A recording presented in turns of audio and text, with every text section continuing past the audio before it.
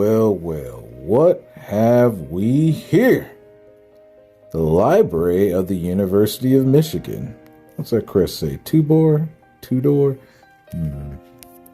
Now, in my searches, I wind up finding some pretty astounding stuff, but who knew, right? Let's read this. Treasury Department, Marine Hospital Service, Annual Report of the Supervising Surgeon General of the Marine Hospital Service of the United States for the fiscal year 1893. Washington Government Printing Office, 1894. Treasury Department, okay, Office of U.S. Marine Hospital Service. Marine Hospital Service, 1798. U.S. 1871. Yep. All right. Oh, there we go. All right. So check this out.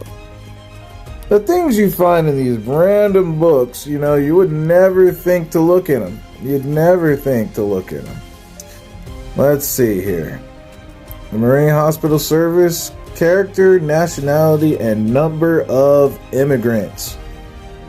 1,414 immigrants left this city for the United States between July 10th and July 31st, 1893, of which 564 went by the Anchor Line steamships and 850 by the Allen Line. Okay. Mr. John Atchison kindly furnished me the following table of the steerage passengers on the vessels of the Anchor Line.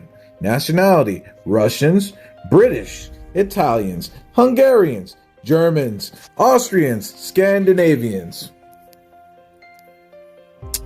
I requested the Allen Line to give me the same data, but they replied they kept no record of their steerage passengers and were therefore unable to tell me their nationality. The proportion of continental immigrants carried by them is, however, much greater than shown in the above table. Most of these foreigners are Jews. They are a dark, swarthy race with long, black, unkempt hair. The clothes they have on are invariably old and dirty, and the people themselves are never clean, not even their hands and faces. Many of these Jews will not eat food prepared by Christians. If they cannot get their own food on the ship, they will starve themselves or eat so little as to make themselves liable to infection from the germs of any disease with which they may come in contact. They bring unleavened bread with them, mixed up with their clothes and their baggage. When the baggage was disinfected, all the food found amongst the clothing was destroyed. The Allen Line in one of their houses has a special kitchen for the Jews, and a Christian is not even allowed to enter the room. When I was inspecting the house, the boarding house keeper permitted me to go in as a special favor. He said all that about us, but then he turns around and says the British immigrants are desirable people to have in the United States. They are, as a rule, clean and healthy and should make good citizens. Most of them go as second cabin passengers to avoid the trouble of passing through the immigration office in New York, and also to keep from mixing with the continental immigrants on the steamer. You want to know another interesting thing in this book?